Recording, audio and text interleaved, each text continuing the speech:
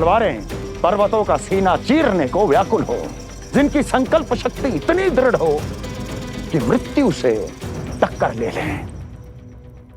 कायर नहीं चाहिए मुझे। जाओ। महाराज, आप जिसे भी ये विशेष पद देंगे, भविष्य में यदि वही हमारे शीश पर बैठ गया तो क्या करेंगे आप? पहले ऐसा कोई योद्धा सामने तो आए अस्ति, जो उस विष्णु के अवतार का संहार कर सके।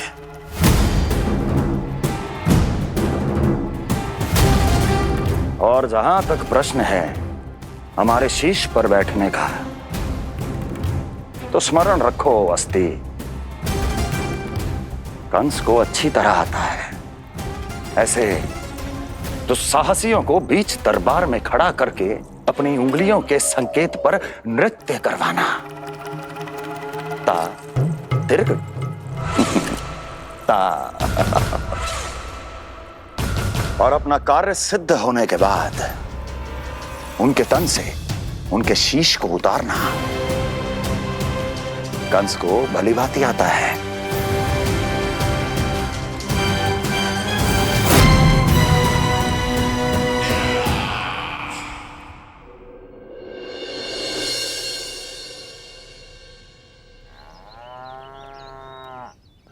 पूरे 100 दिन का होगा हुआ तो लल्ला, कम से कम 100 व्यक्ति तो आने चाहिए थे ना तेरे और तेरे दाऊ के नामकरण में। हाँ, अब तुम मुस्कुरा क्या रहो है? तू ही बता, जे भवन देख के लग रहा है कि यहाँ कोई उत्सव है? बिना अतिथियों के कैसा उत्सव और कैसा आनंद, तू ही बता। पर मैं करूं भी तो क्या? पता है लल्ला, मुझे तो लग रहा है तेरे बाबा ना कंजूस होगा है। नहीं तो भला और क्या समस्या हो सकती है उन्हें बड़े आयोजन से? अरे गोकुल के राजा का लल्ला है तू, राजकुमार। यदि तेरा आयोजन बड़ा ना होगो तो भला किसका होगो?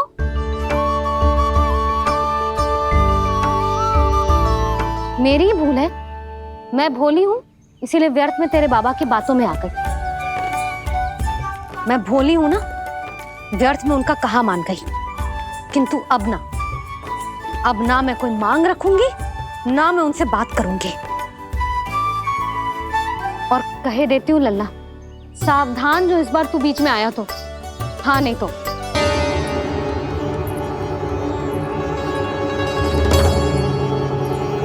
क्या होगा? हाँ, सब ठीक तो है ना? आप इतनी चिंता में क्यों हो जी? कुछ बुरी सूचना तो ना मिली? अब जे मत ही कहना कि जे भी मुझसे छुपाना पड़ेगा। जो भी है मुझे बताओ। पंडित सदानंद जी महाराज वो नामकरण के लिए ना आ सके।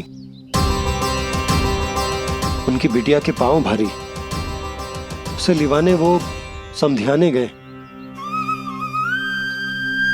ये तो शुभ समाचार है।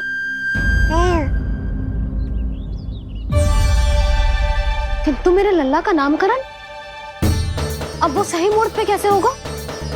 वही तो समझ ना आ रहा। ऐसे मन छोटा करने की आवश्यकता नहीं है मैया बाबा। आप दोनों तो स्वागत की तैयारी करो, आ रहे हैं वो।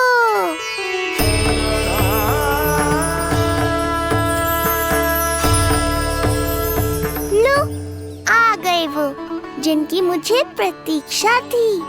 आप दोनों व्यर्थ ही चिंता कर रहे थे।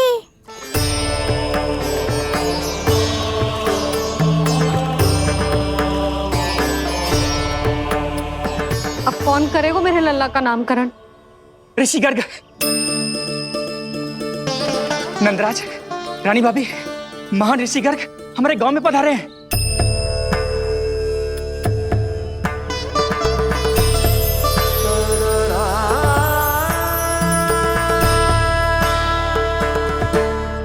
ऋषि गर्ग गोकुल में?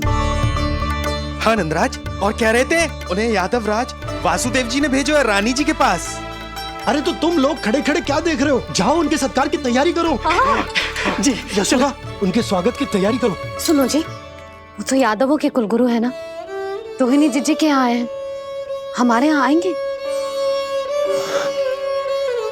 आप देखती जाओ मैया, वो सीधे हमारे घर ही आएंगे।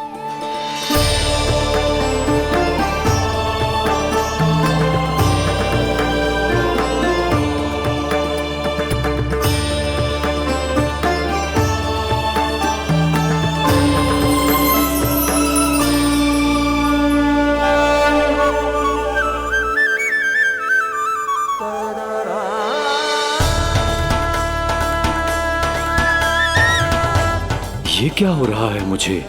मैं उस भवन की ओर क्यों बढ़ा जा रहा हूँ? क्योंकि आपके यहाँ आने से ही मेरी मैया बाबा की चिंता समाप्त होगी ऋषिवर। ये बात तो मैं न जानता, परंतु मुझे जाकर उनको स्वागत करना चाहिए।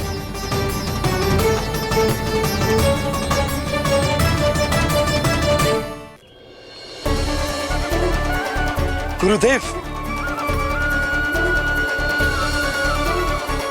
कल्याण हो। भगवान श्री नारायण के महान भक्त आज हमारे गांव में पधारे। हमारा जीवन सफल है गयो आज। वो भवन आपका है नंदराज? आपके शुभ चरण पड़ेंगे तो हमारा जय भवन पवित्र हो जाएगा। इतने बड़ी ऋषि अगर हमारे घर पधारेंगे तो हमारे तो भाग्य ही संवर जाएंगे। मैया आपके दर्शन को तरस रही है ऋषिवर, संकोच मत कीजिए, अब आप ही जाइए। पधारिए गुरुजी। न जाने क्यों मेरे पांव अपने आप ही आपकी भवन की तरफ जाने को व्याकुल है नंदराज। पधारिए गुरुदेव, आइए।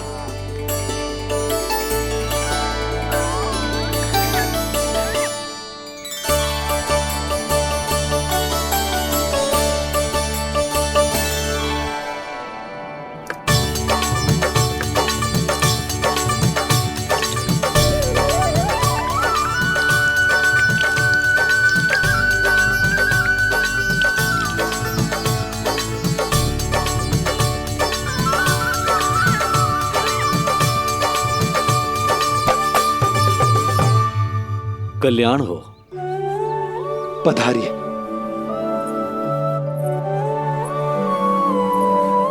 आया तो था मैं रानी रोहिणी के भवन में, पर पता नहीं कैसे यहाँ खींचा चला आया। विराजिए गुरुदेव। महाराज, आप इसे भी रोहिणी जीजी का ही घर समझिए, मैं अब भी बुला कर लाती हूँ। महाराज, ये हमारा सौभाग्य है कि आपने यहाँ आना स्वीकार किया। कहिए, क्या सेवा करूं मैं आपकी? मुझे आपके भाई वासुदेव ने भेजा है नंदराज।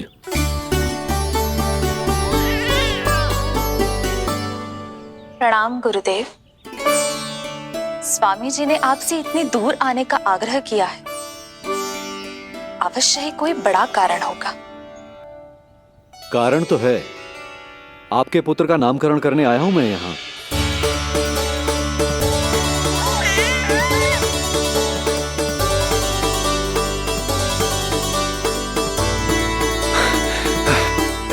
ऋषिवर, तब तो आप अत्यंत ही शुभ दिन पधारे। आज का ही मुहूर्त निकलो है भाभी के लल्ला और हमारे लल्ला के नामकरण के लिए। परंतु पंडित जी गांव से बाहर हैं, इसीलिए आप। अब तो आप यहाँ आ गए हो, आप हमारे भी लल्ला का नामकरण कर दो ना। पुत्री, ये क्या कह रही हो तुम?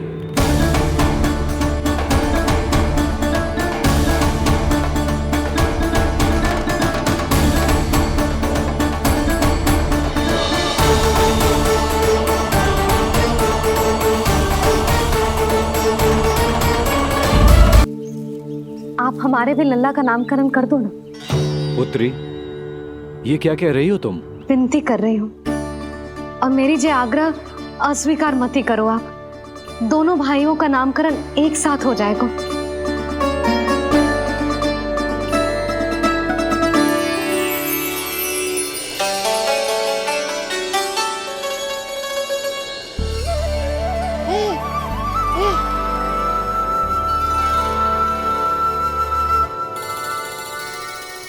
कितने प्यारे और निर्दोष बालक हैं।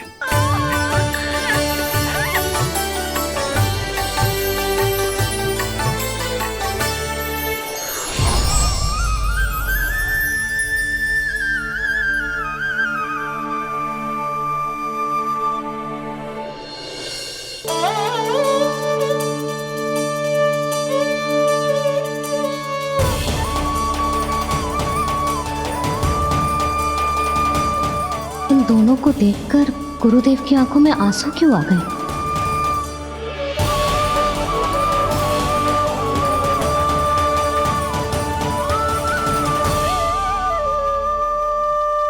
ये क्या कर रहे हैं ऋषिवर? संभालिए अपने आप को, नहीं तो मेरा रहस्य खुल जाएगा आज। अरे ऋषिवर, हाथ मत जोड़िए। इससे पहले कि गड़बड़ हो जाए, अपनी नमस्कार मुद्रा को आशीर्वाद मुद्रा में बदल दीजिए। बात को समझिए, मैंने ये अवतार मैया और लल्ला के अद्भुत संबंध का अनुभव करने के लिए लिया है, पर आपकी भावुकता के कारण यदि मैया को मेरा सत्य पता चल गया तो ये संबंध ही बदल जाएगा।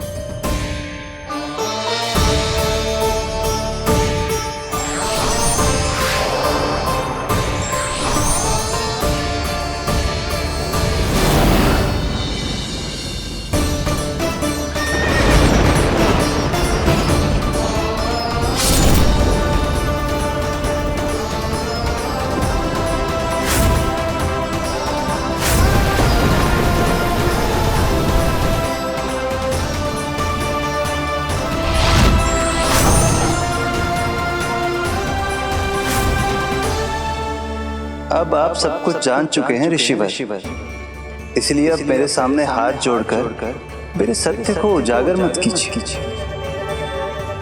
अपने शिष्य वसुदेव के पुत्र के रूप में मुझे आशीर्वाद दीजिए।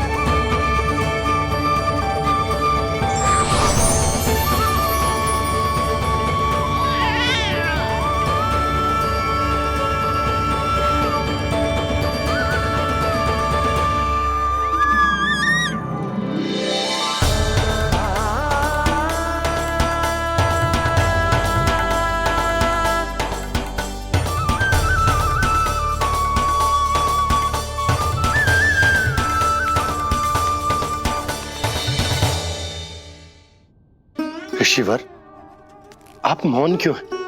और आपकी आंखों में आंसू? सब कुछ ठीक है ना?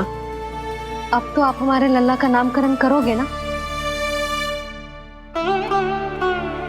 इन दोनों का नामकरण करना मेरा सौभाग्य होगा पुत्री।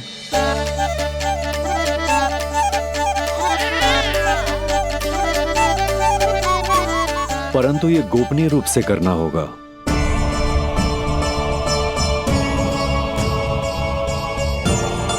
अवश्य ही स्वामी का आग्रह होगा,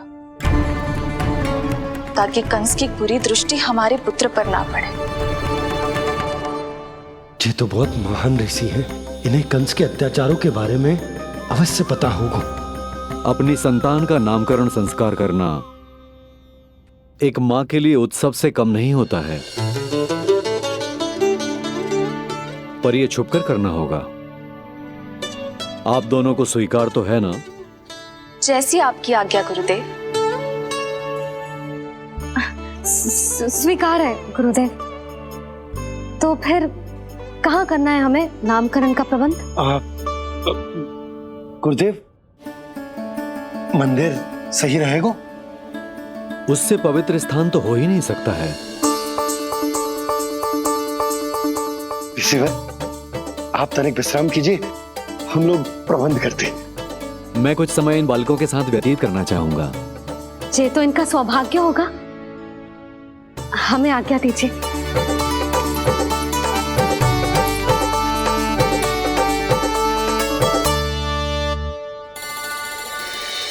प्रभु, स्वयं भगवान होकर भी आपको बंदी गृह में जन्म लेना पड़ा। अब अपनी मां को छोड़कर दूसरी माँ के यहाँ पलना पड़ रहा है। जब से गोकुल आए हैं छुप छुप कर रहना पड़ रहा है। इतनी नन्ही सी अवस्था में दुष्ट कंस के कितने ही आक्रमणों का सामना कर चुके हैं आप। और जिस उत्सव में सभी सप्तऋषियों और सभी देवी देवताओं को साक्षी बनकर आना चाहिए, उस नामकरण उत्सव को यहां एकांत में करना पड़ रहा है। क्यों प्रभु, इतने कष्टों को सहकर ये अवतार क्यों लिया है आपने? दुष्टों का नाश करने के लिए, धर्म की स्थापना करने के लिए और सबसे अधिक मैया की ममता का अनुभव करने के लिए। पर इसके लिए इतने कष्ट? मानव जीवन लिया है तो कष्ट तो उठाने ही पड़ेंगे ऋषिवर। मानव जीवन की आंच जला रही है, फिर भी आप मुस्कुरा रहे हैं प्रभु। ये कैसा अनोखा अवतार है? आंच में जलकर भी यदि मैं नहीं मुस्कुराऊंगा तो अपने भक्तों को क्या शिक्षा दूंगा मैं? आज एक कंस का प्रकोप है, भविष्य में सहस्रों कंस होंगे और आने वाले युगों में होंगे अनगिनत कंस। उस समय मेरे भक्तों को पता होना चाहिए कि अपने कष्टों को कैसे सहना है और धर्म के पथ पर अडिग कैसे रहना है।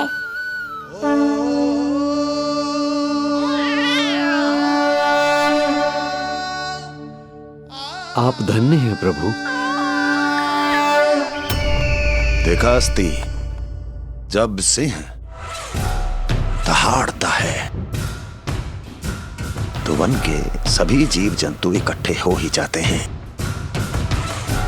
वो सब जो मेरा विश्वास पात्र होने का अधिकार और ये सिंहासन पाना चाहते हैं, सामने आए। बुद्धि के बिना बल अपंग होता है महाराज, और मेरे पास बुद्धि और बल दोनों हैं। आप केवल आदेश दीजिए किसका संहार करना है।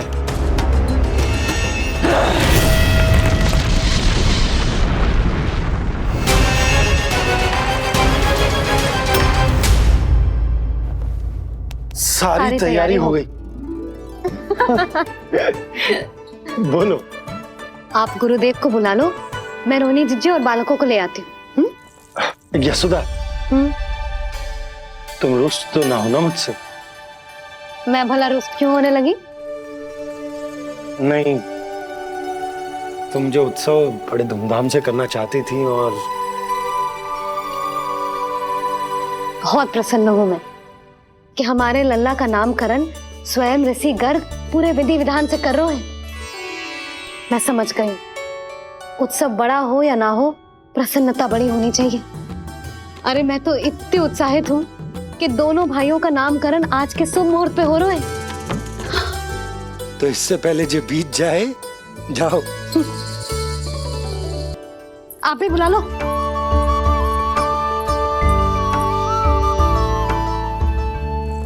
यहाँ सब के सब एक से बढ़कर एक है, तो फिर अपने कार्य के लिए किसका चुनाव सबसे पहले करूं? मेरा सामर्थ्य तो आपने अभी तक देखा ही नहीं महाराज। चुटकी बजाकर शत्रुओं का विनाश कर सकता हूं मैं।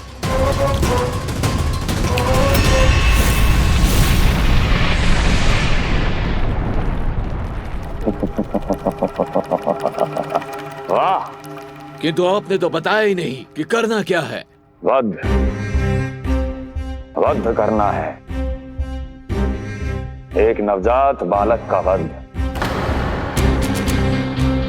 उसे साधारण बालक मत समझना। गोकुल में नंद के घर पल रहा वो बालक विष्णु का अवतार है।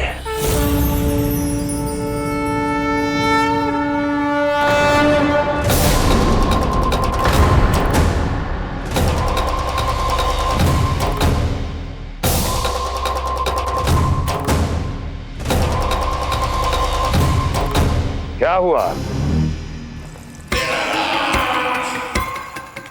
इतना सन्नाटा क्यों छा गया? क्षमा कीजिए महाराज, पर मैं नन्हे बालकों के साथ हिंसा नहीं करता। कृष्ण अवतार बड़ा छलिया है महाराज, मैं उसका मुख भी नहीं देखना चाहता।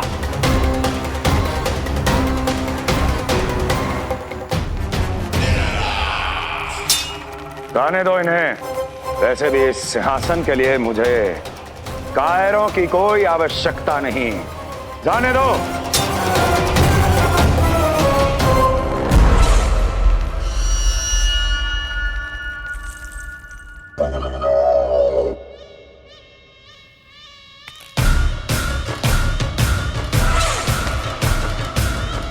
दुर्जन,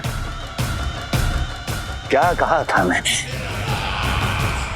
मैंने कहा था केवल वही आए जिनके हृदय में साहस का ज्वालामुखी धधकता हो, जिनकी तलवारें पर्वतों का सीना चीरने के लिए व्याकुल हो, जिनकी संकल्प शक्ति इतनी दृढ़ हो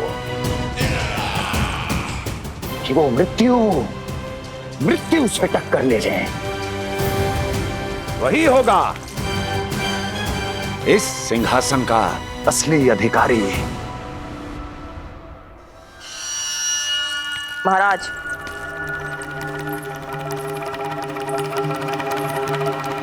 ना तो आपके दिए इस सम्मान का कोई मूल्य रह गया है और ना ही आपके भय का।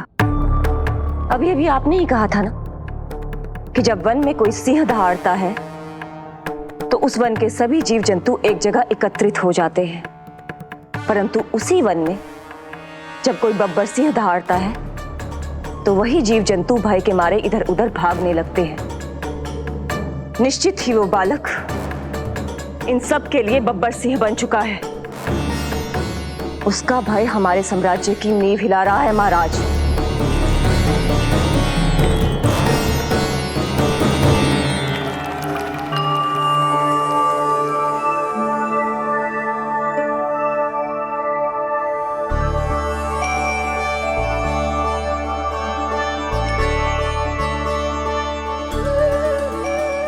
हे नारायण, मेरा मार्गदर्शन कीजिए। हे मां सरस्वती, मुझे आशीर्वाद दीजिए ताकि मैं दोनों बालकों के लिए सर्वोत्तम नामों का चुनाव कर पाऊं।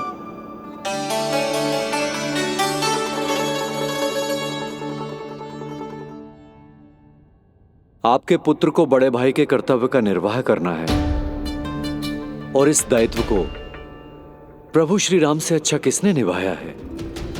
जैसा अटूट संबंध उनका अपने भाइयों के साथ था, मैं श्री नारायण से प्रार्थना करता हूं कि वैसा ही प्रेमपूर्ण संबंध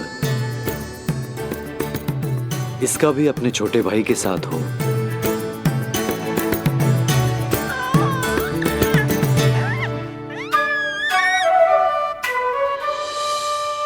इसीलिए इसका नाम राम हो। इसीलिए इसका नाम राम, इसीलिए इसका नाम राम।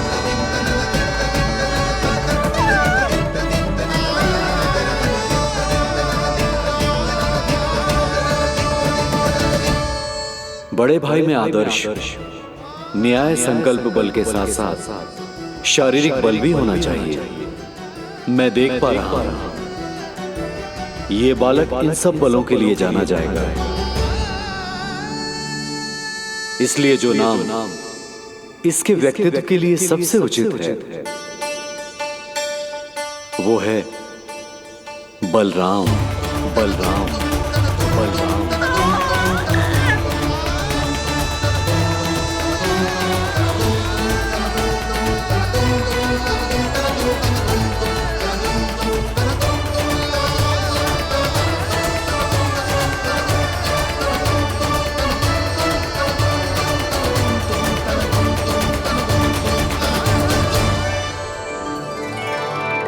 बलराम,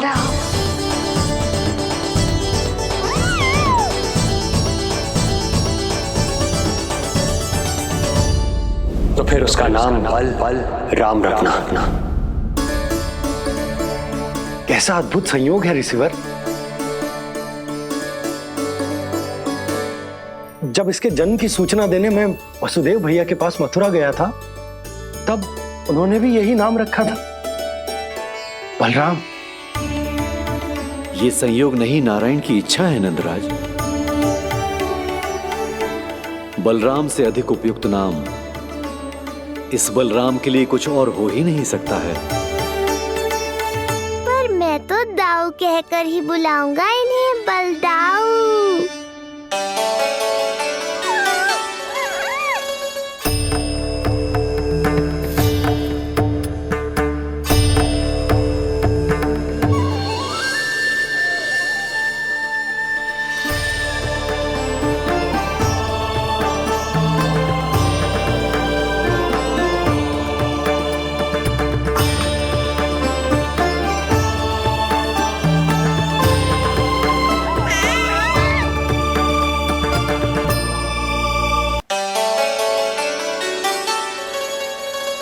सुना पुत्र, आज से तुम्हारा नाम होगा बलराम। बलराम बलराम।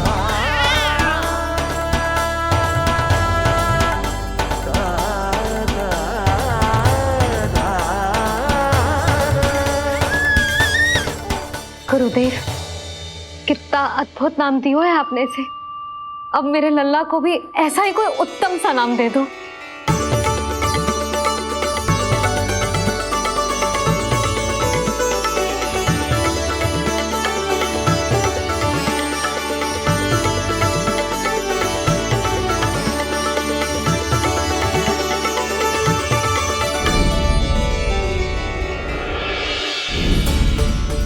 ये कठिन दायित्व आपने ही मुझे सौंपा है प्रभु, इसे निभाने की क्षमता भी आप ही दीजिए।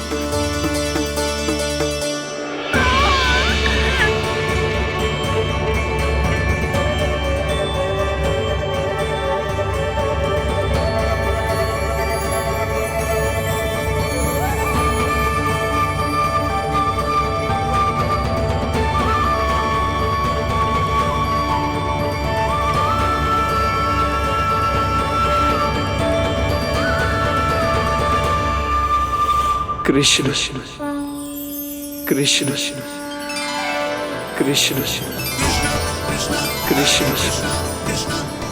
कृष्ण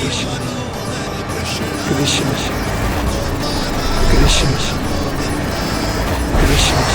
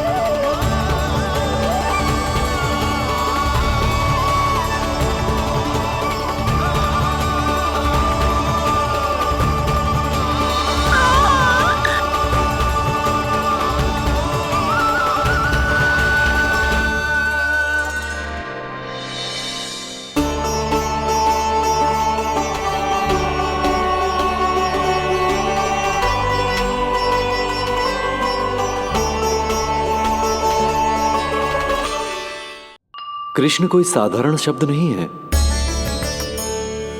ये अनेक विशेषताओं से भरा हुआ है। क बना है कमलकांत से, अर्थात वो जो श्रीपति विष्णु जैसा हो।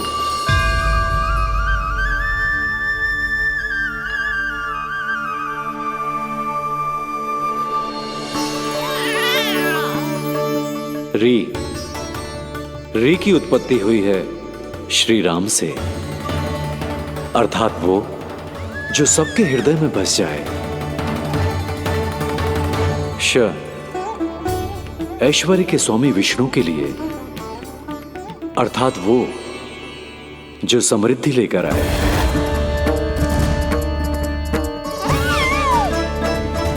और ना है नरसिंह के लिए, अर्थात वो जो रक्षा करे और अंत में आकार की मात्रा सूचक है अग्निदेव का, अर्थात वो जो स्वयं तप कर सबको पवित्र कर दे।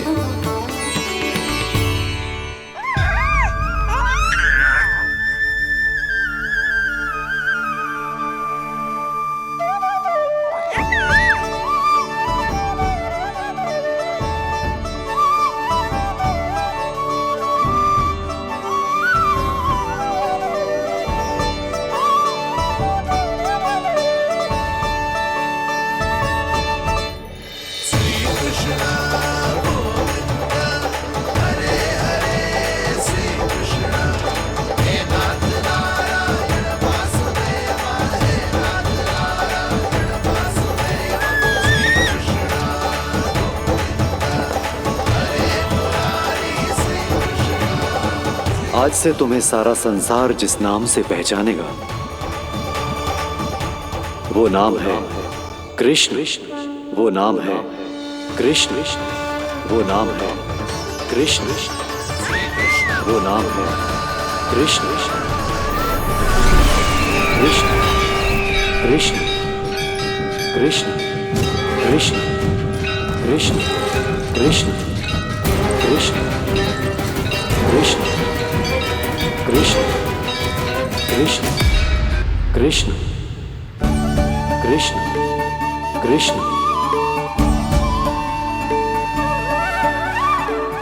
यशोमती मैया के नंद लाला,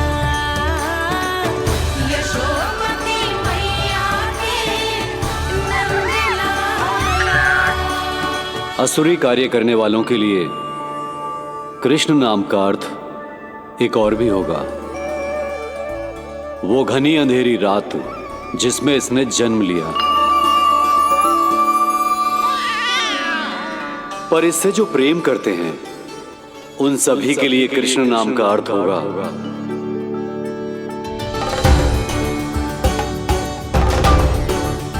अतुलनीय सुंदरता और अथाह प्रेम।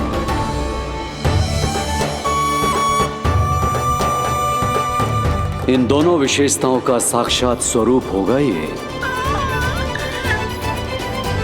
कृष्ण। कृष्ण कृष्ण हरे कृष्ण कृष्ण कृष्ण मुरली मनोहर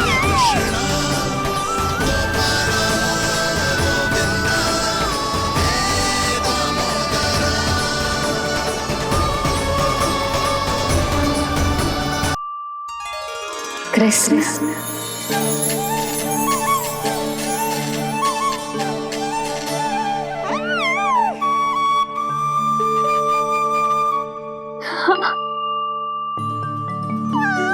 और जो मानवता के शत्रु हैं उनके जीवन में ये नाम अशांति, असुरक्षा, भय उत्पन्न करेगा, पर सात्विक प्रवृत्ति के व्यक्तियों के लिए ये नाम शांति, संतोष और सुख का सूचक होगा।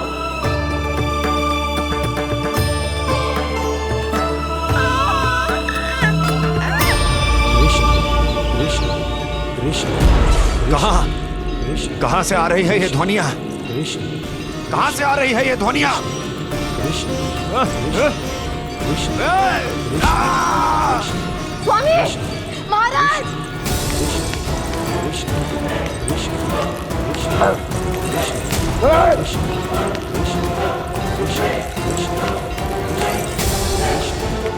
कैसी ध्वनि महाराज?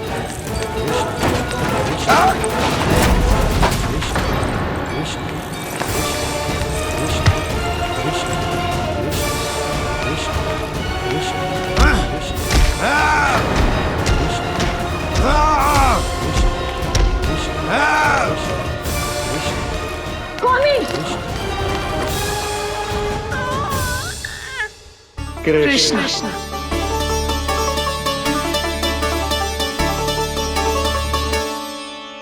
कृष्ण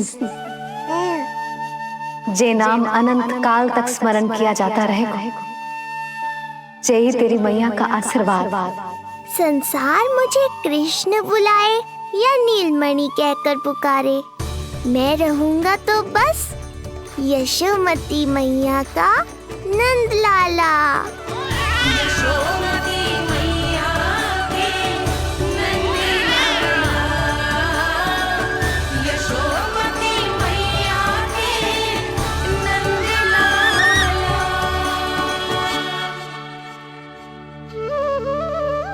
गुरुदेव, आपने मेरे लल्ला को इतना प्यारा नाम दियो है, उसके लिए आपका बहुत बहुत धन्यवाद। एक बार गोपियों को पता चलेगा तो देखना कैसे रटने लगेंगी मेरे लल्ला का नाम। इससे पहले कि आप सब बाहर जाकर किसी और को बताएं, एक कर्मकांड शेष है।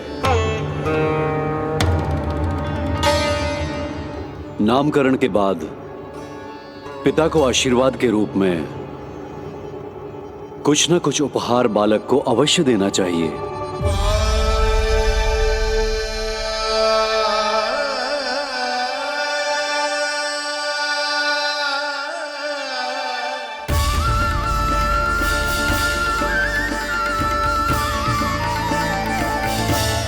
मैं क्या दूं?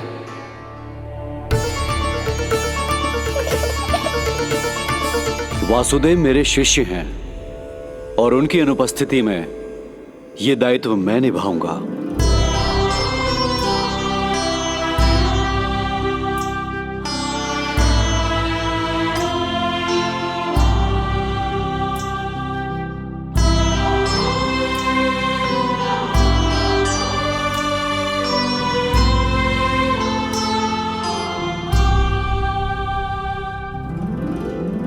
इसे अपने पिता की ओर से स्वीकार करो पुत्र।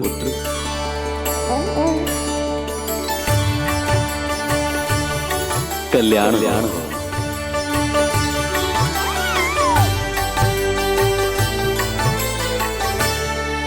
क्या दूं मैं इसे?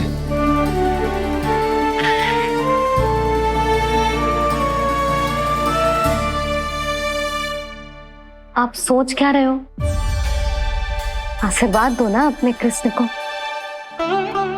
मैं सोच रहा हूं कि लल्ला को क्या दूं।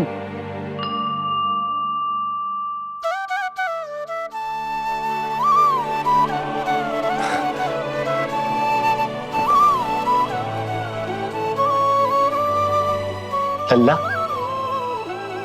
तू स्वयं ही बता दे तुझे क्या चाहिए।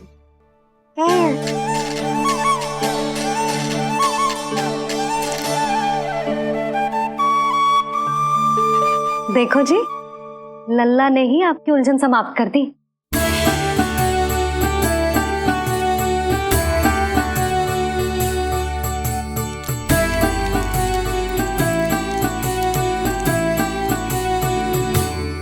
मेरा आशीर्वाद कि तेरा जे नाम कृष्ण तेरी प्रजा के लिए बहुत हितकारी हो।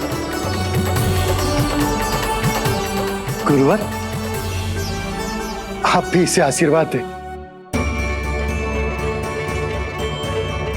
जिनके आशीर्वाद से ये पूरा संसार संचालित होता है, उन्हें मैं क्या आशीर्वाद दूं?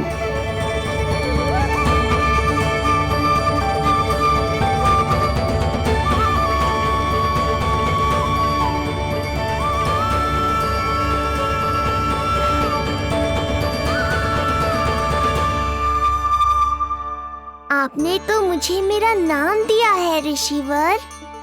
ये तो मेरा सौभाग्य था प्रभु कि आपने इस कार्य के लिए मुझे चुना। पर आपका कार्य अभी समाप्त नहीं हुआ ऋषिवर। एक विनती और है मेरी। आज्ञा दीजिए प्रभु, क्या करना होगा मुझे? बाबा को मेरी वास्तविक पहचान बतानी होगी आपको, और इन्हें इस बात के लिए मनाना होगा कि ये मैया को कभी भी मेरा सत्य पता ना चलने दे। पर प्रभु, मैं ये कैसे कर पाऊंगा? आप ही कर पाएंगे ऋषिवर, क्योंकि अब आप इस कृष्ण अवतार के मुख्य उद्देश्य को जानते हैं। बंद करो, बंद करो ये ध्वनिया। कौन सी ध्वनिया स्वामी? ये ध्वनिया बंद करो, बंद करो। क्या सुनाई दे रहा है आप? ये शब्द तुम्हें कानों में गूंज रहा है। भरत समझिए। रुक जाइए। बस मुझे महाराज।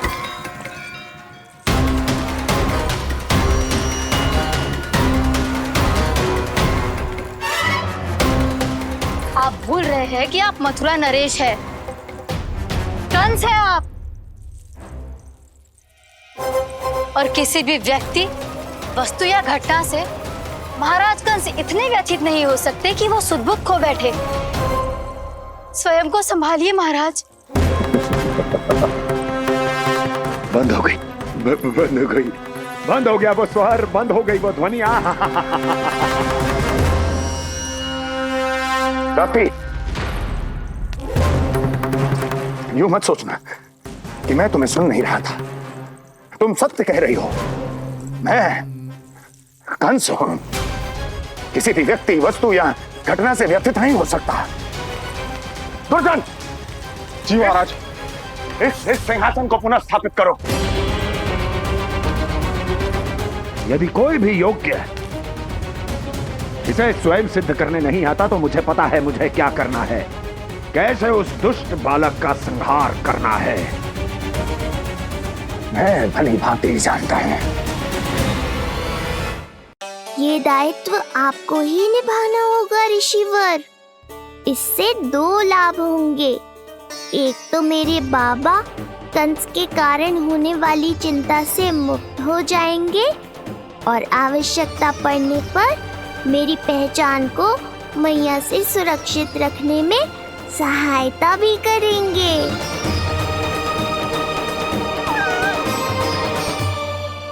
नंदराज, अब बलराम और कृष्ण दोनों को भूख लग गई होगी।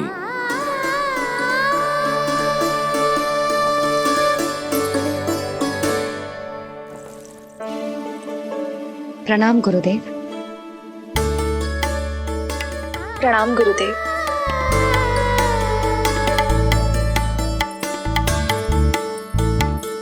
गुरुदेव, अब आप भी विश्राम कर लीजिए। नहीं नंदराज, मुझे शीघ्र ही मथुरा पहुंचना है। राजा वासुदेव और रानी देवकी मेरी प्रतीक्षा कर रहे होंगे। पर इससे पहले कि मैं जाऊं, मुझे आपको कुछ बताना है।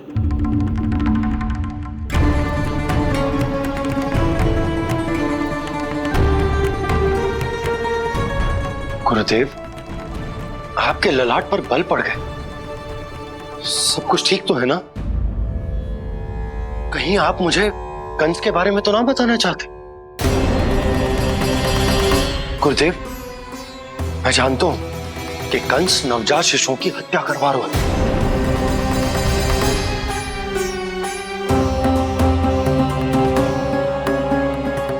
कंस नहीं, कृष्ण के बारे में कुछ कहना है मुझे।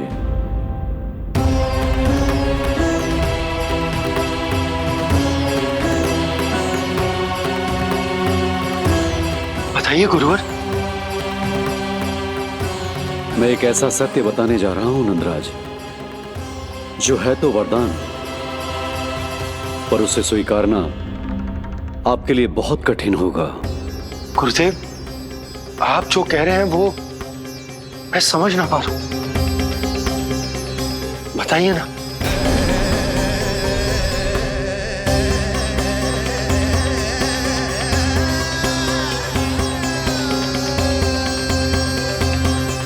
बताइए ना गुरुवर।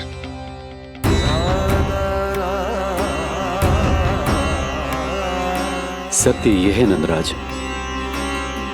कृष्ण राजा वासुदेव के पुत्र हैं। कृष्ण राजा वासुदेव के पुत्र हैं। कृष्ण राजा वासुदेव के पुत्र हैं।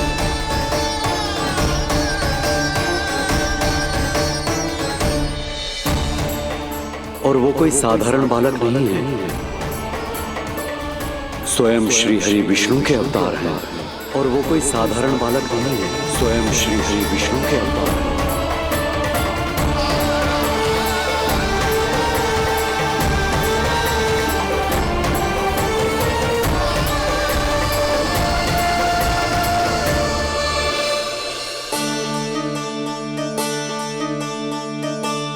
कशु विचित्र लग रहा है।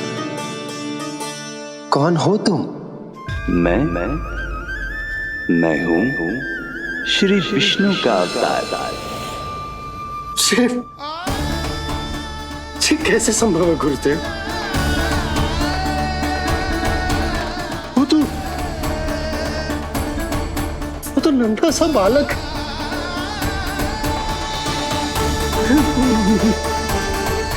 वो श्री नारायण का अवतार कैसे हो सकता है? और गुरुदेव, आप ये सोच भी कैसे सकते हैं कि वो मेरा लल्ला वसुदेव भैया का पुत्र है? यही सत्य है नंदराज। पिछले जन्म में मिले वरदान का फल है ये।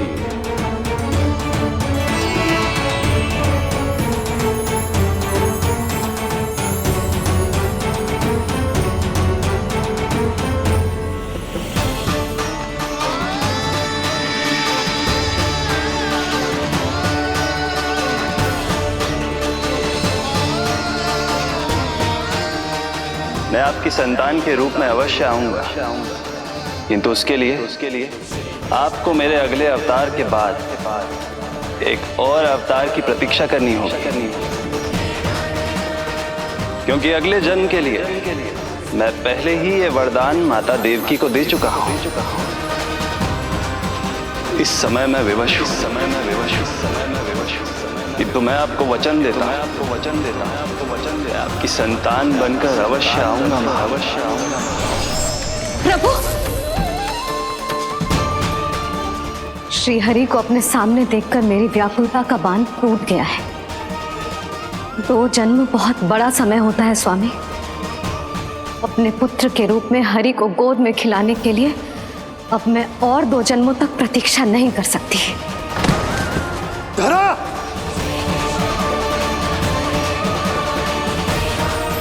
माता देवकी को मैं पहले ही वचन दे चुका हूं, इसलिए विधि के विधान के अनुसार मुझे उन्हीं का पुत्र बनकर जन्म लेना होगा। किंतु आपकी आतुरता का अनुभव करने के बाद अब मैं भी आपका स्नेह पाने से स्वयं को और वंचित नहीं रख सकता। ये जो भी हो रहा है प्रभु की ही लीला है। कृष्ण के जन्म के तुरंत बाद भगवान विष्णु के आदेश पर वासुदेव जी के यहां आना पड़ा और आपकी और रानी यशोदा की पुत्री को अपने पुत्र के साथ बदलना पड़ा और इस तरह कृष्ण आपके और रानी यशोदा के पुत्र बन गए।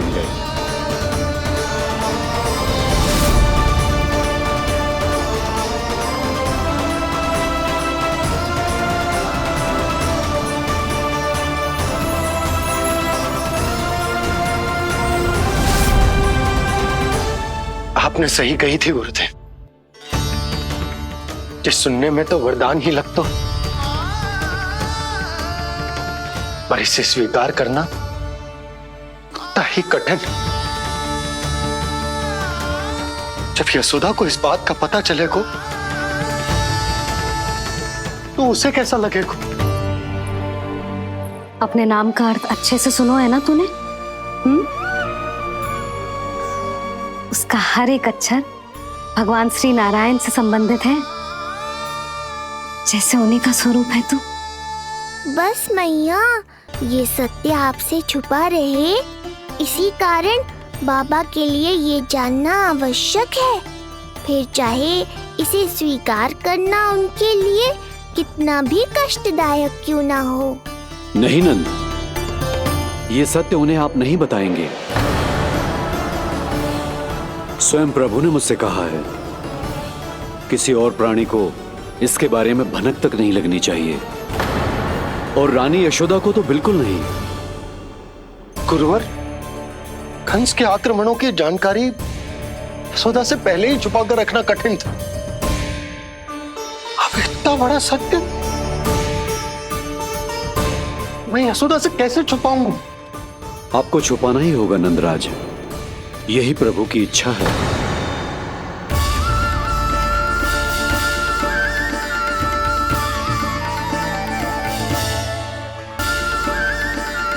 पर क्यों गुरुवर? ताकि नारायण अपनी मैया की ममता का अनुभव कर पाए। यही तो उनके अवतार का मुख्य उद्देश्य है। मुख्य उद्देश्य? हाँ नंदराज, नर नारायण के अवतार में अपनी तपस्या करते समय प्रभु ने जो अनुभव किया था, उसके कारण ममता के सुख का अनुभव करने के लिए प्रभु व्याकुल हो उठे थे।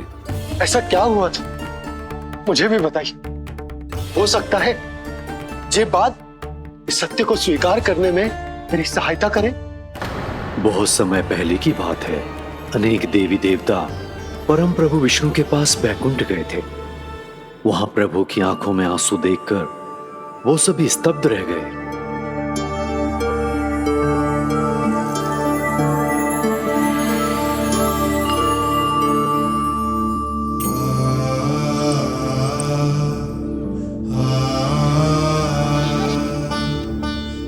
प्रभु, आपकी आंखों में आंसू?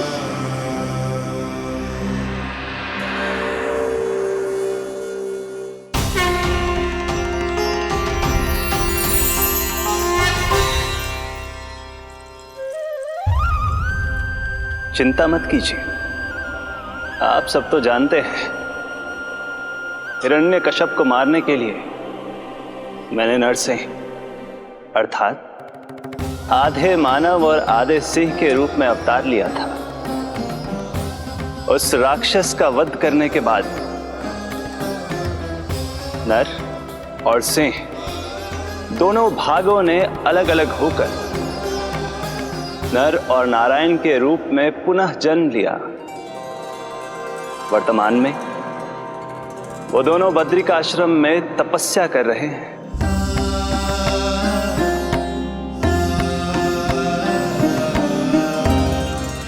आज उन दोनों ने कुछ ऐसा देखा जिसने मुझे भी भावुक कर दिया।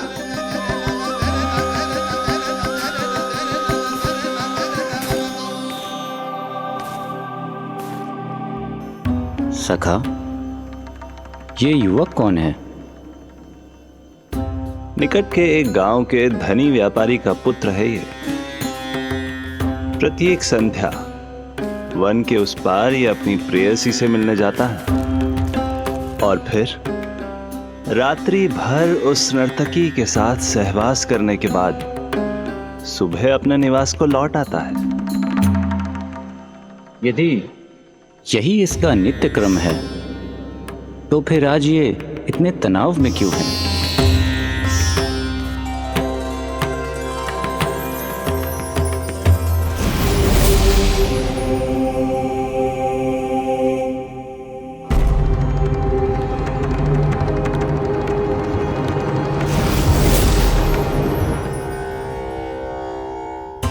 कल रात्रि प्रेम क्रिया के मध्य उस नर्तकी ने इससे पूछा, ये सबसे अधिक प्रेम किससे करता है? जब इसने कहा तुमसे, तो वो बोली, तुम्हें अपने प्रेम को सिद्ध करना होगा। अपनी मां के हृदय को उसके तन से अलग कर मुझे सौंपना होगा। मां का हृदय? क्या हुआ प्रभु? वो लाया अपनी मां का हृदय? ये जिज्ञासा यक्ष प्रश्न बनकर पूरे दिन नर और नारायण के मस्तिष्क में कौंधती रही। उन्होंने संध्या होने तक वहीं नदी किनारे प्रतीक्षा करने का निर्णय लिया ताकि वो ये जान सके कि क्या वो युवक अपनी क्रूर प्रेयसी को छोड़ेगा या वासना में अंधा होकर अपनी ही माता की हत्या करने का जघन्य अपराध करेगा। अब उसके वन पार करने का समय बीत चुका है। युवक ने विवेक का परिचय दिया है सखा।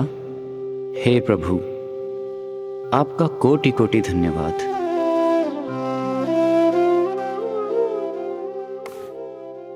सखा,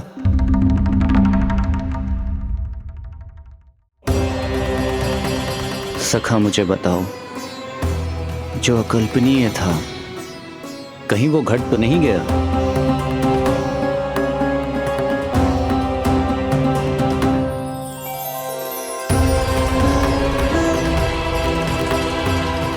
जब इस युवक की मां को इसकी प्रेयसी की क्रूर मांग के बारे में पता चला तो जो उसने किया वो इस समस्त संसार में केवल एक मां ही कर सकती है।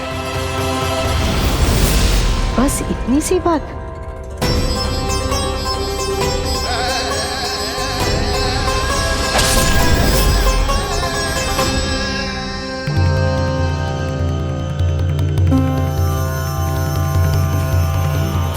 संभाल के मेरे बेटे, कहीं चोट ना लग जाए तुझे। संभाल के मेरे बेटे, कहीं चोट ना लग जाए तुझे। संभाल के मेरे बेटे, कहीं चोट ना लग जाए तुझे। ये तो उसकी मां की पुकार है।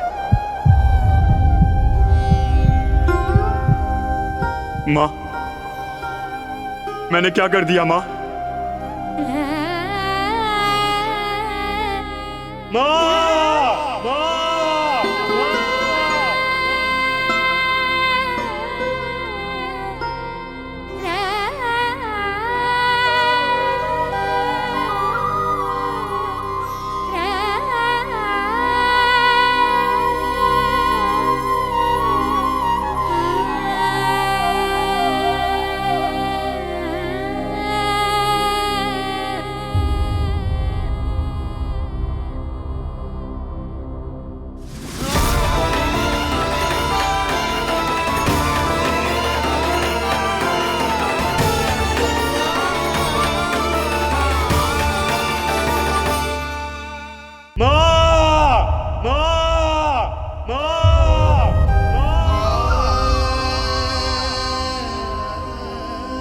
इस घटना से केवल नर और नारायण ही भावुक नहीं हो गए थे, बल्कि बैकुंठ में बैठे श्री हरि की आंखों में भी आंसू आ गए थे। ममता के लिए तरसने लगे थे वो। इसीलिए उनके इस अवतार का मुख्य उद्देश्य है मां की ममता का अनुभव करना। यही कारण है कि ये सत्य आपको रानी यशोदा से छुपाना ही होगा नंदराज। नहीं तो वो कृष्ण को मां की दृष्टि से नहीं, एक भक्त की दृष्टि से देखेंगी, और प्रभु जिस आनंद के लिए इतना कष्ट उठा रहे हैं उससे ही वंचित रह जाएंगे। बोलिए नंदराज, आप श्री नारायण के इस सत्य को गुप्त रखेंगे ना?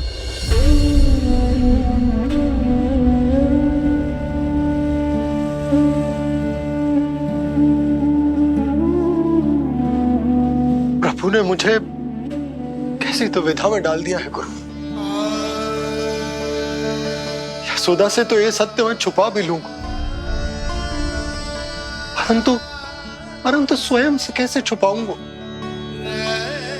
और बाबा होने को सुख, उसको अनुभव कैसे कर पाऊंगा?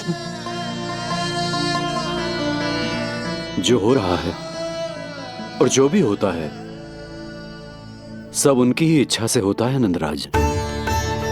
इसलिए आगे का मार्ग भी वही दिखाएंगे। अब मैं चलता हूं नंदराज। राजा वसुदेव और रानी देवकी नामकरण के बारे में जानने के लिए व्याकुल हो रहे होंगे।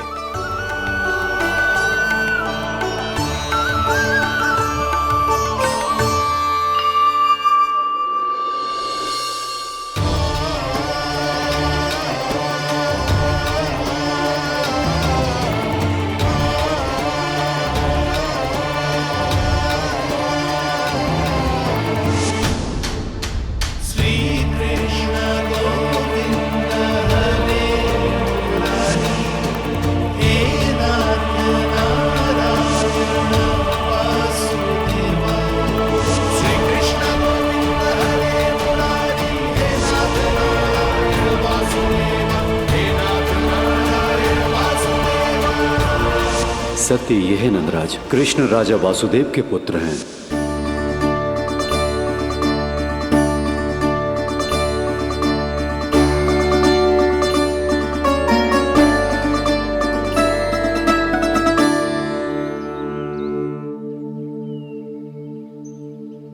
नंदराज,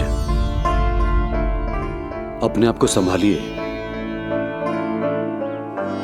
और शांत चित्त से घर लौटिए। और हाँ, स्मरण रखिए कि प्रभु ने आपको बहुत ही बड़ा उत्तरदायित्व सौंपा है, आपको उसे निभाना ही होगा।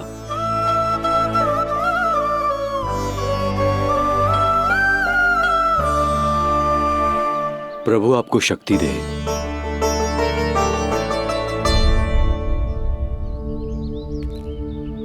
आप बहुत सौभाग्यशाली हैं नंदराज। जो प्रभु आपके घर पल रहे हैं उनके बारे में सोचिए, जिनके यहां प्रभु ने जन्म लिया है। वो दोनों तो प्रभु की बाल लीलाओं से पूरी तरह से वंचित हैं।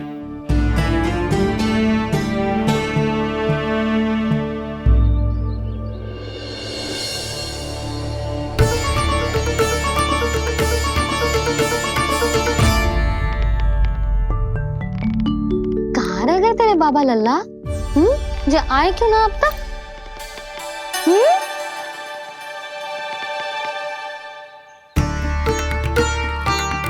मेरा लल्ला मेरा ना है, वो तो मेरे आराध्य नारायण का अवतार, और ये बात मुझे यशोदा से छुपानी।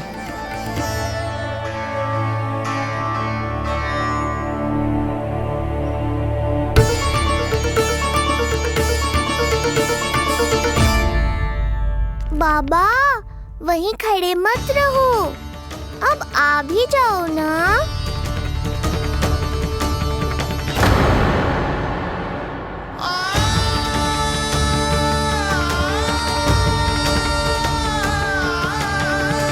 एक पग भी आगे बढ़ाने का साहस ना हो रो मेरा। हे प्रभु, आप ही बताओ, अपने आराध्य को, अपने इष्ट देव को अपने लल्ला के रूप में कैसे देख पाऊंगा मैं? मैं जानता हूँ बाबा, ये बहुत कठिन है, पर भीतर तो आओ।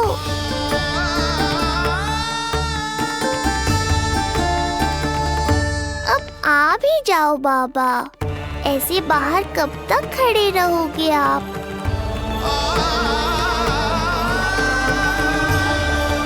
बस बाबा, बस आ जाओ भीतर, आ जाओ, आओ ना, आओ ना।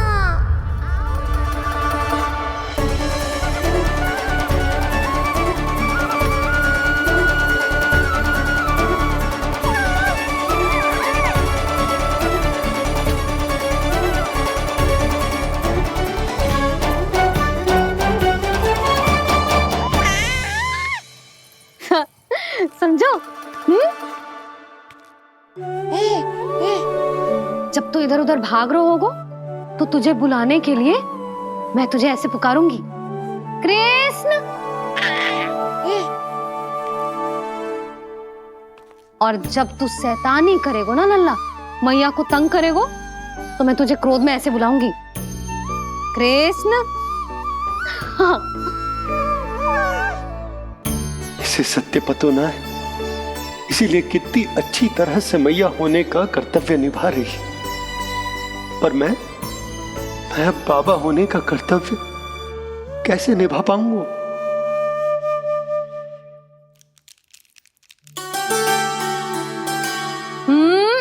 सावधान। इतनी अच्छी लगी तुझे बाबा की दीजे माला, कि मुंह में ले लियो तूने? मुंह में लेने की वस्तु ना है लल्ला। जैसे यशोदा आपको एक मैया की तरह सीख दे रही है, मैं आपको बाबा की तरह शिक्षा कैसे दे पाऊंगा प्रभु?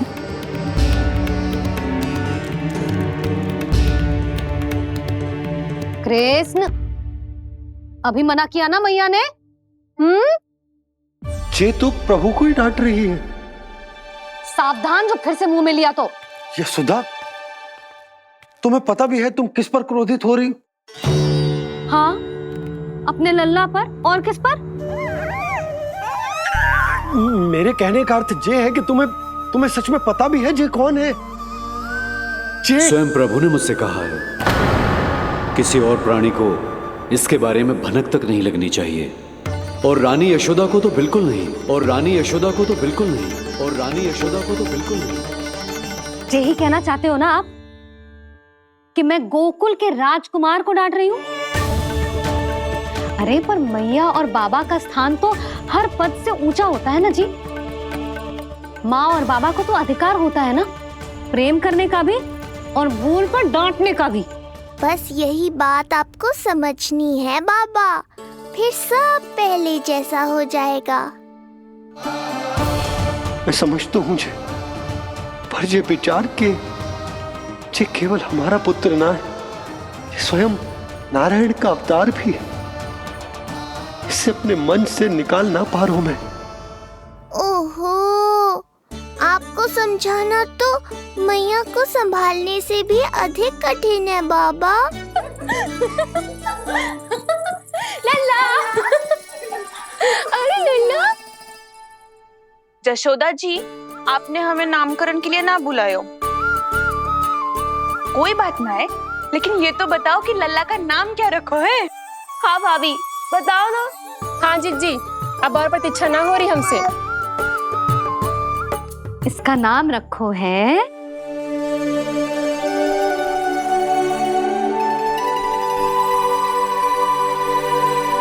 कृष्ण। कृष्ण? कृष्ण बहुत प्यारा नाम है, लेकिन थोड़ा कठिन है। मैं तो इसे किशन बुलाऊंगी। सही कहो, मैं भी इसे प्रेम से किशन ही कहूंगी। क्यों किशन? मेरे लिए तो जे किसना है।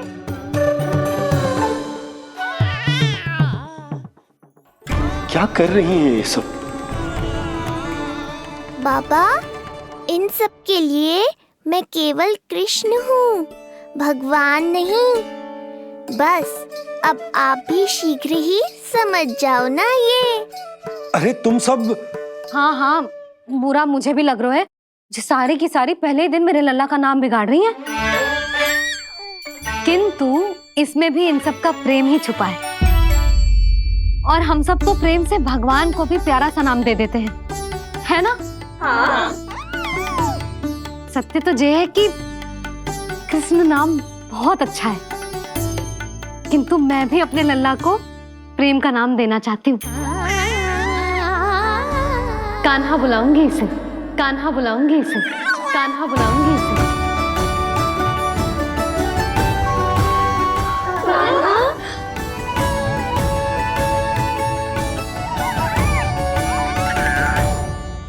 कान्हा, अनोखी ध्वनि, सहज सा मीठा, मैं भी इसे कान्हा ही पुकारूंगी।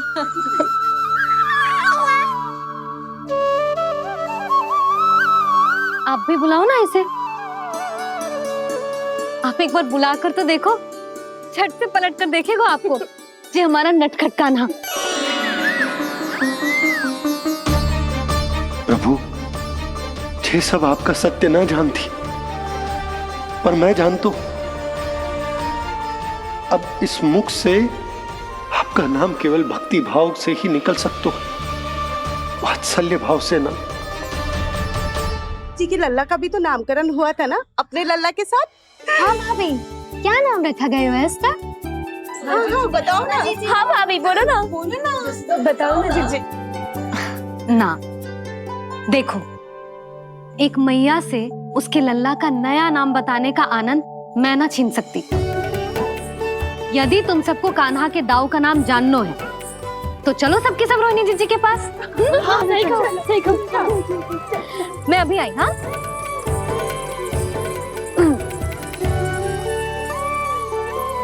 सुनो जी, आप लल्ला को संभालो, मैं अभी आई। मैं कैसे? ये प्रभु लल्ला जी, क्या मैं कर रहे हो? क्या हो गया आपको? मैं शीघ्र ही आ जाऊंगी। यशोदा, मुझसे दूर कब तक रहोगे बाबा?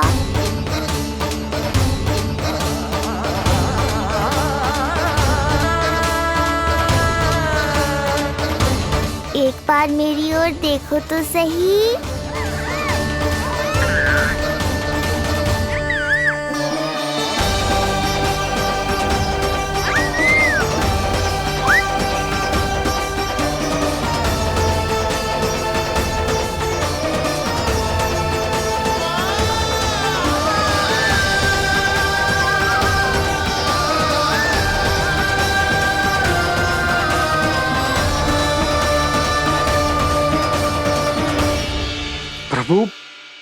मुझे दुविधा में डालकर आप मुस्कुरा रहे हो।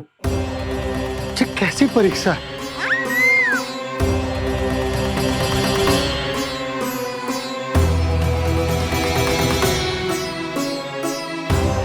ये क्या कर रहे हैं आप? पिता का स्थान पुत्र के चरणों में नहीं होता, पुत्र के सिर के ऊपर होता है उनका हाथ, उनका वरदहस्त। प्रभु, आप चाहते हो कि मैं आपका सत्य यशोदा को न बताऊं। यशोदा चाहती है कि मैं आपको लल्ला की तरह अपने गोद में उठाकर आपसे बातें करूं। मेरी आंखें चाहती हैं कि मैं आपको अपने इष्ट देव, अपने आराध्य के स्वरूप में देखूं। और मेरा हृदय चाहता है कि मैं आपको अपने पुत्र के स्वरूप में देखूं। अब आप ही बताओ प्रभु, अब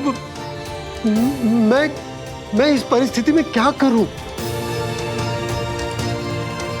मुझे कुछ समझ में ना आ रहा। आप ही का आसरा है प्रभु, आप ही को सहायता करनी होगी।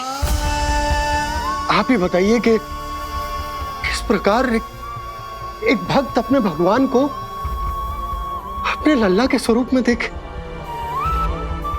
उसे अपने हाथों में उठाए, उसे खिलाए, उसके साथ बातें करे, कैसे वो उसका लालन पालन करे अपने पुत्र के स्वरूप में। प्रभु, मुझे कुछ समझ में ना आ रहा।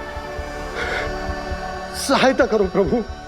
चिंता मत कीजिए बाबा, आपके सभी प्रश्नों का उत्तर शीघ्र ही मिलेगा आपको।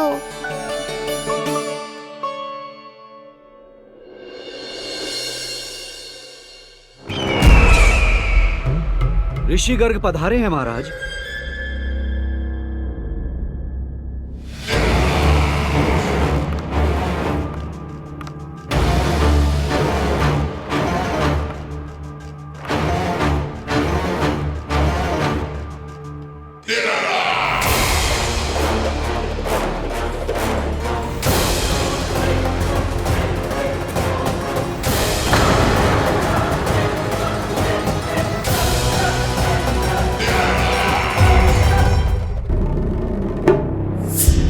तो महान मथुराधीश कंस के दरबार में ऐसे सम्मान होता है ऋषि मुनियों का?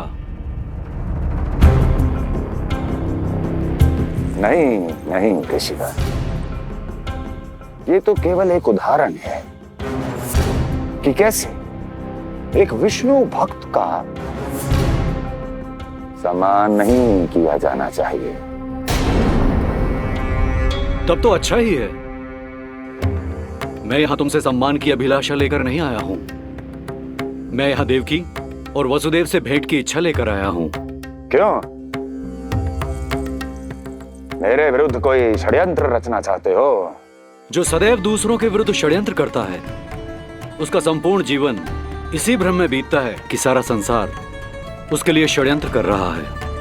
परंतु अन्य व्यक्तियों के पास इससे भी अत्यधिक महत्वपूर्ण कार्य होते हैं करने के लिए। यह महत्वपूर्ण कार्य करने की आपकी यह इच्छा इस दरबार में पूर्ण नहीं होगी ऋषिवर।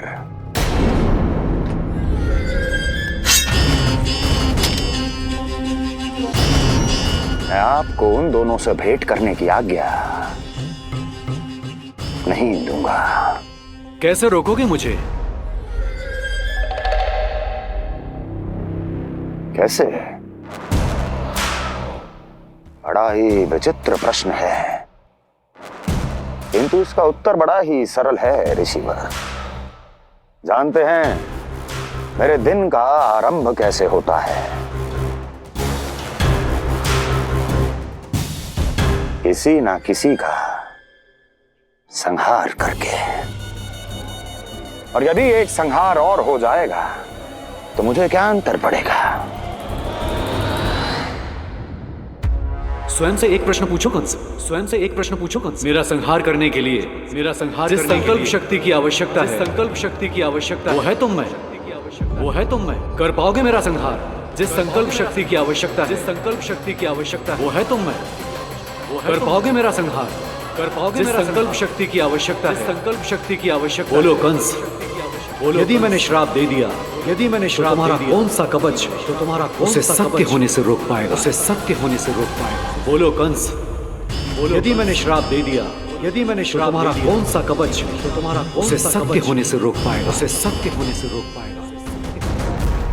ऋषिवर, यदि आपके हृदय में स्वामी के विरुद्ध षड्यंत्र करने की इच्छा नहीं है, तो महाराज भी आपको किसी से भेंट करने से रोकना नहीं चाहेंगे, है ना महाराज?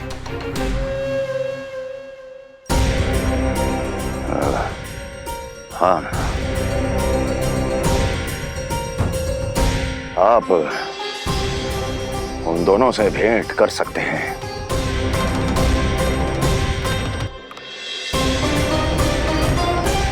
दुर्जन, इन सब पर दृष्टि रखो। अब सब कुछ सुनकर आना, सब कुछ भी छूटना नहीं चाहिए। जाओ।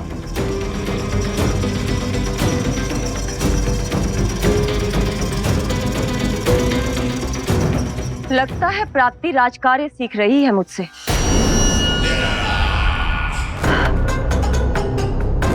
उचित समय पर सही सुझाव दिया तुमने प्राप्ति। अब आसानी से पता लग जाएगा कि ऋषिगढ़ के यहाँ आने का वास्तविक कारण क्या है महाराज।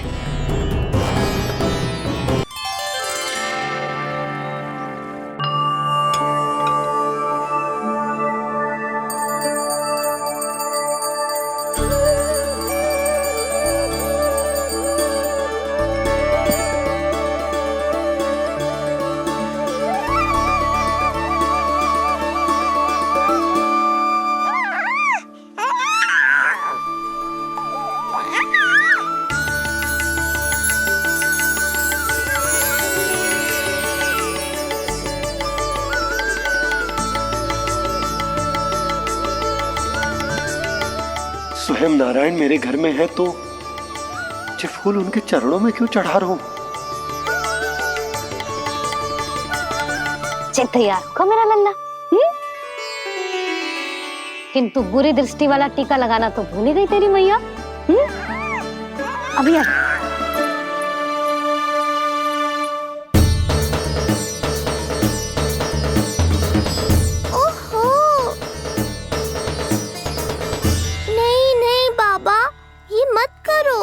मैया आ रही है, उन्हें पता चल जाएगा।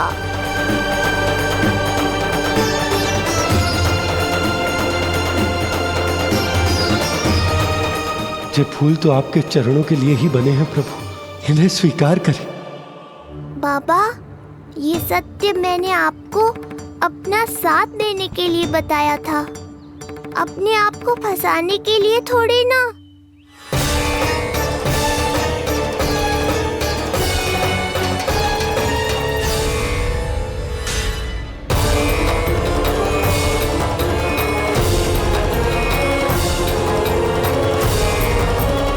नारायण नारायण। प्रणाम पंडित जी।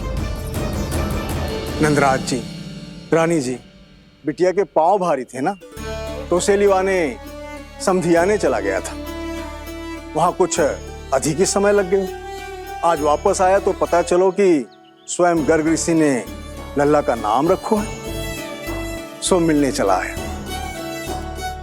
क्या नाम मिलो है इसे? उन्होंने लल्ला का नाम कृष्ण रखो है। उन्होंने लल्ला का नाम कृष्ण रखो है।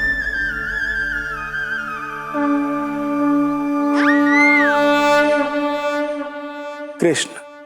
आहा, उत्तम, अति उत्तम, बहुत मधुर नाम है। ऐसा लगता है जैसे आप स्वयं श्री नारायण का नाम ले रहे हैं।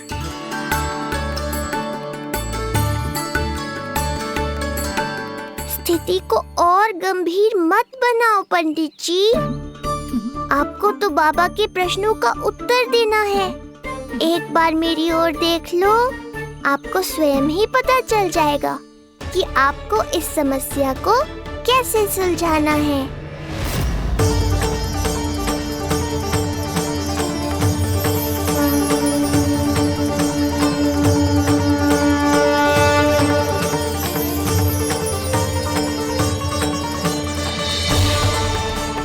पंडित जी मेरे लल्ला को टकटकी बांध के देखे क्यों जा रहे हैं?